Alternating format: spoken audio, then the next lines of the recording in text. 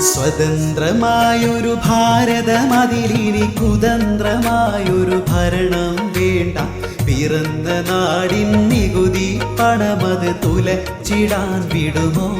നാം ഇത് പടുത്തുയർത്താൻ പെരുത്തു കഷ്ടത സഹിച്ചതും നിജമാ.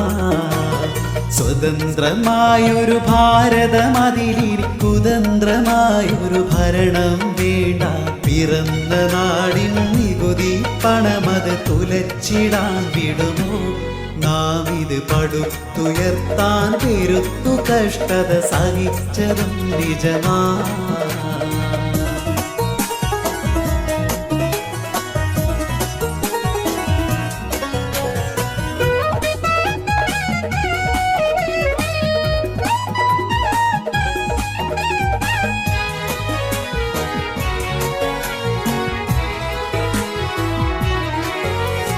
ഇതെന്ത് ന്യായം?